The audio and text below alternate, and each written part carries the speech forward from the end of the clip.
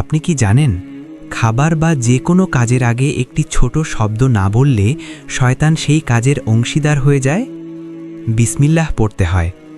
আমরা প্রতিদিন কত কাজ করি, খাই, পান করি, বের হই, শুরু করি নতুন কিছু। কিন্তু রাসূলুল্লাহ সাল্লাল্লাহু আলাইহি ওয়াসাল্লাম আমাদের শিখিয়েছেন, যে কাজ আল্লাহর নাম ছাড়া শুরু করা হয় সে কাজে বরকত থাকে না।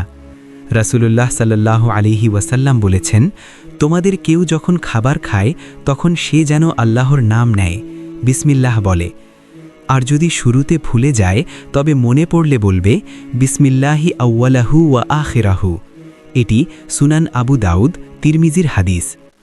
আরেক হাদিসে রাসূল সাল্লাল্লাহু আলাইহি ওয়াসাল্লাম বলেছেন, যে ব্যক্তি বিসমিল্লাহ বলে খাবার শুরু করে, শয়তান বলে, আজ তোমাদের জন্য এখানে কোনো খাবার নেই। এটি সাহিহ মুসলিমের হাদিস।